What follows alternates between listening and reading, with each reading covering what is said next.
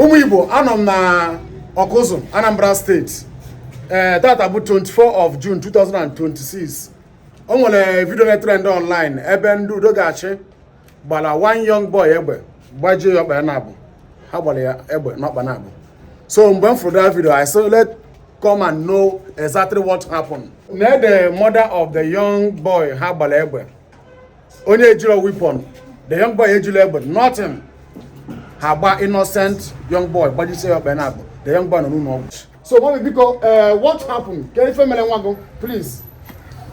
Emekwa nwa m bụ na anọ m n'avịa na-ele avịa mekata agbava ọsọ na nkwụ sị ka ebe na-eme ni mmadụ kpọọ m sị m bịa na ndị udo ya achị na-eti nwa m nwoke nke ịbụwa ive na ọgbabata ebe nwanne m nwaanyị mpụta ebe chairman vigilante ọkụzụ ụlọ ebe mụ na-asị ashia ka ebe na-eme ni valuo almost 4 or 5 boys na-eti ive ndị na-apịa isi mma ndị na-egbu ya mma na-apịa mma ebe ma na-apịa m isi onye nke ọ gwara egbe nke ọtọ nke tọrọ ya nke tọrọ ya ebe na-eti chidega ebe na-eti ebe na-akwụ ya isi na na-apịa ọlịla mma mapụta na-asị ya shia ka ebe meni shia ka ebe meni oyere m ọnụ mkwụla etu na-asị ya chidega mkpa ka ikwuite ka mmadụ ibe na-emeni one small boy so ndị vigilante ma amụla na ntị ugboro na-abụ nwa m na-ebe na mụ nwee dazi ada mụ adochi ya anya azụ sị ka ebe na-amalị m ụla ka ebe na-amalị m ụla ma ebe mme gị ọsọ na etibigolo ọgwụ owo n'onu na metibigolo ọgwụ owo n'onu mụ na ya mebe mkpọtụ ebe anyị tọnwa jebe secretariat ya na nke ndị udo ya chi na local gọọmenti badmerụwa nwa nwanne m nwaanyị arụ gbawa ụzọ were isi egbe kwa nwanne m nwaanyị n'anya obere nwa ha origa nwa ndụ 11 years ha were egbe sụọ ya n'anya kwa isi egbe n'anya gbakapụ ụzọ nwanne m nwaanyị ụzọ ha gbakapụ ụzọ jee na nke nebọva n'opposite beba duo gbawasịa ụzọ dị ebe a sị ene onwe na-emeba vidiyo mgbe ba na-eme ibe aba na onwe na-emeba vidiyo gbawa ụzọ ndị anwa ha na ndị anwa na-ekwu njebe na secretariat asị m abatakwana n'ime ebe aba nọ mụ akwụkwalị n'akụkụ anọkọtasịa m onye isi ndị udo ya chi nke lokal gọọmenti ahụ si ebe o si pụtasị m na mụnye bụ ọgwụ ba munye ya ọgwụ nwa bịa ba tibe m ibe na secretariat tiwe innocent woman ife look at what is happening in Anambra State. Okay, how about phone go? Look at what is happening. Before now, Natazi, abuna vabukula na voka na nke ndị udo ya ashi vabojie nwa m nwoke ọkpa na abụ ọnụ ụlọ ọkụkịta iche ngosikwa unu vidiyo yes I'm with the video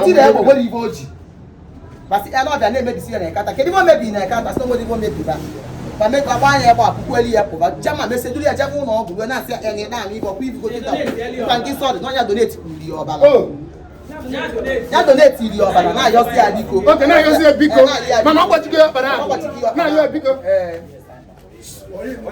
ama ya ọmọ ịnọ na ma kwere ọyị ya ka chairman jizi eme m ibe chairman jizi na ntị ọkụzụ onye udo ya shi ọkụzụ onye ọmọ isi na ma ya ayịrị ya na nwaanyị ajaduka m na ma ya ayịrọ na nwa dịbo ya emenwulu m biko oke onye nke ha mere onye nke alụ na ọgbaba na-agba agbakasị egbe ka ndị alakaba gbara anụ m na egbetụrụ many people ndị egbetụrụ ma ndị ọkara ndị egbetụrụ buru ibu and bịa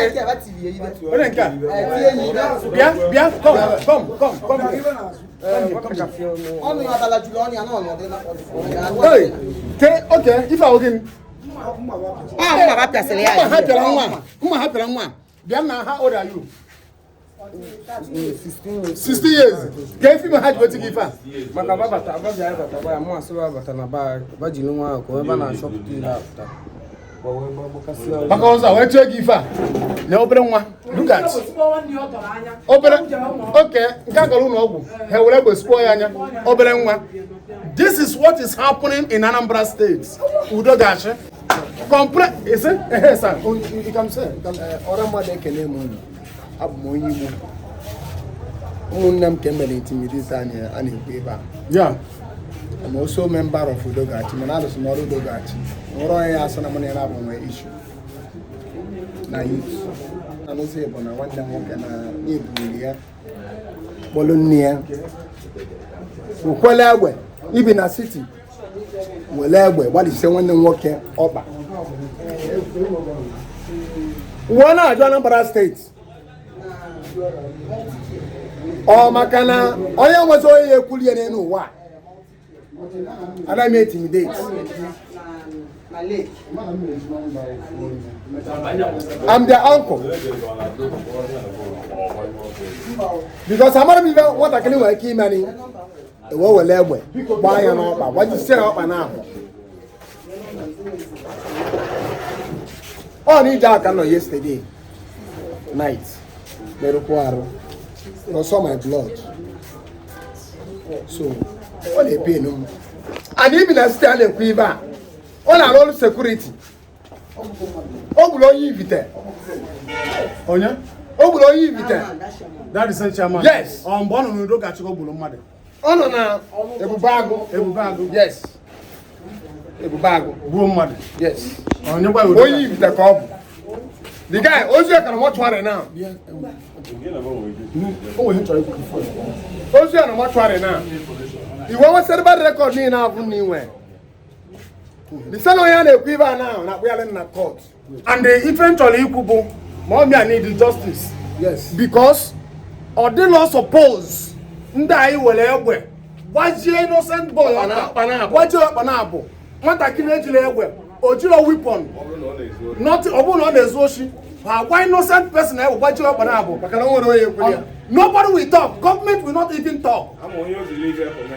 Government will not even talk. This family need justice because if I do go too much in Anambra State, I do go too much in Anambra State. So this mommy need justice.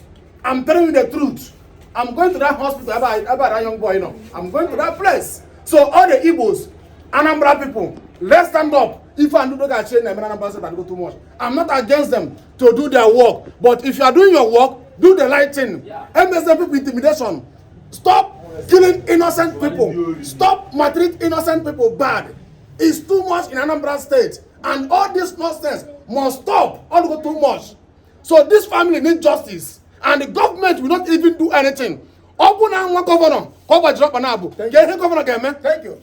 The only do not actually do a mark or something like that. Open on one more cake over dropper. Now, what will you do? It's evil, and this evil must stop. Thank you. People, now this is our brother. All this is our brother Bonian. Do the gashi. But you don't know. Give us your name. Day before yesterday. So that was 24 of June 2026. So 2 days ago, if I'm I don't know how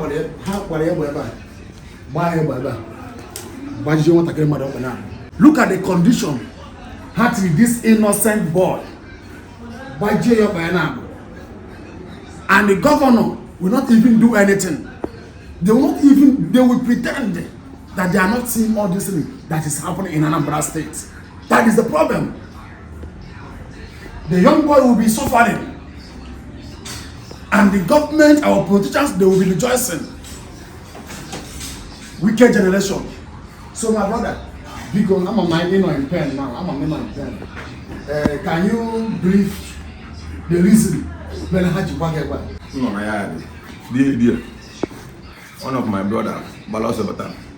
Sina, the but Beba, she know my brother also from Umpo.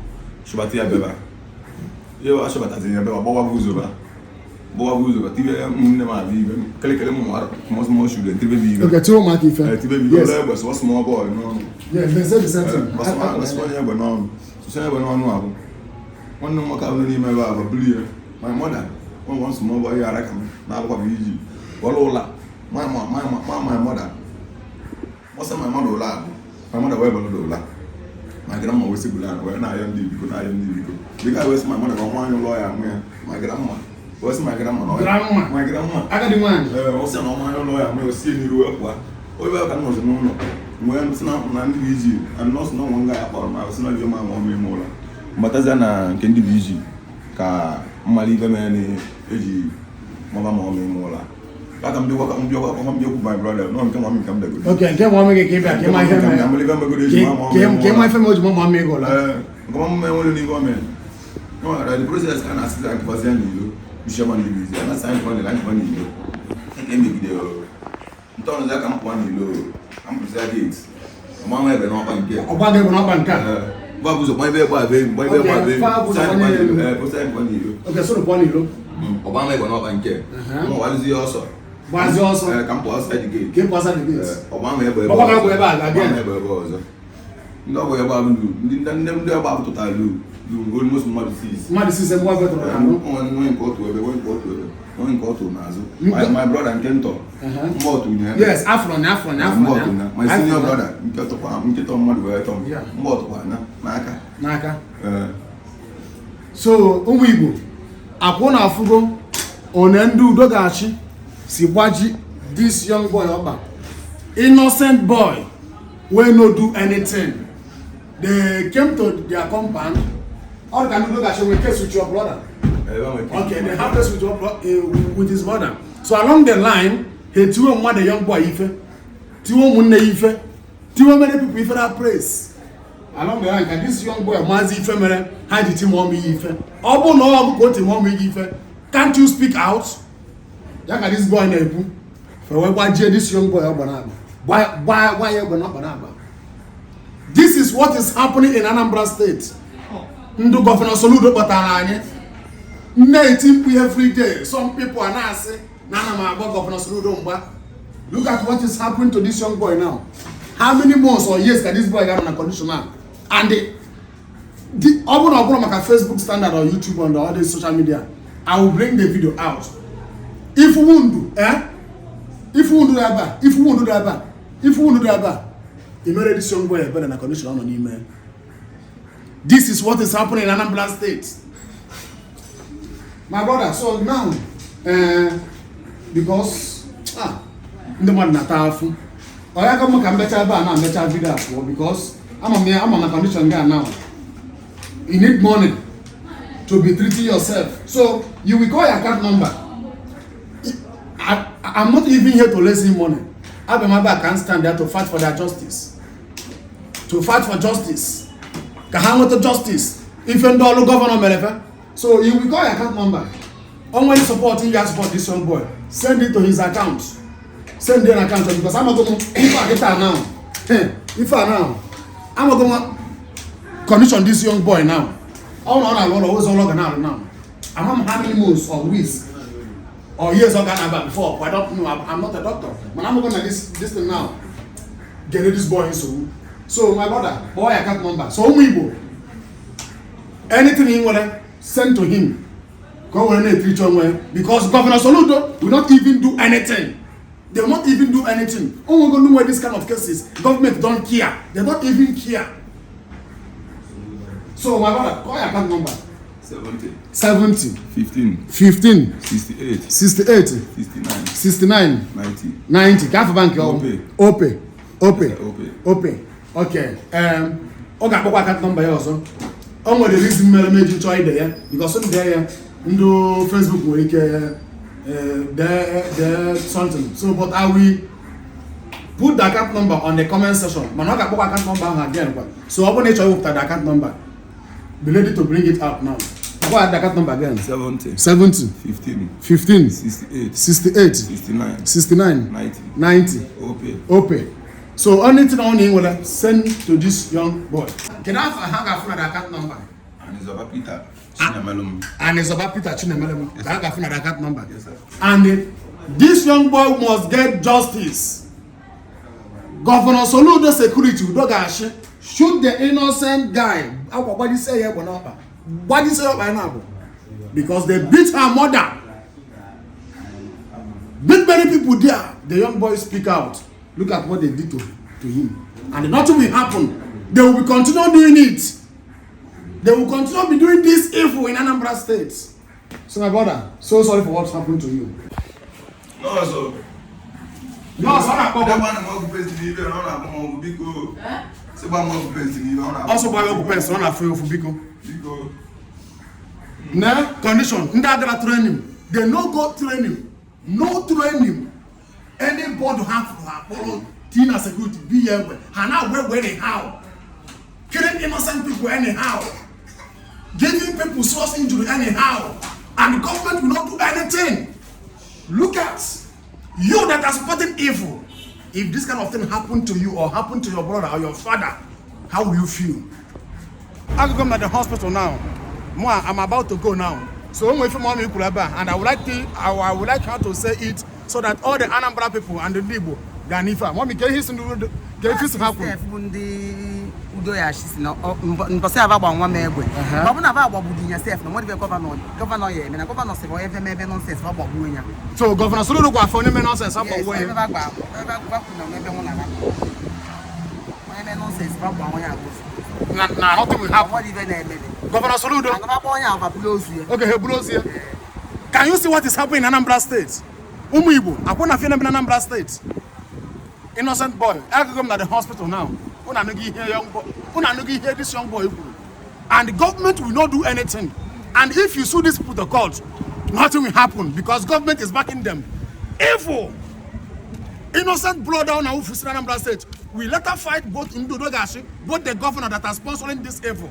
All of them will receive this punishment, this innocent blood and this evil. In the next 10 years, in the next 20 years, I will know how your family will look like. Because whatever a man sowed in this life, you will reap what you sowed. Look at, no problem, thank you very much.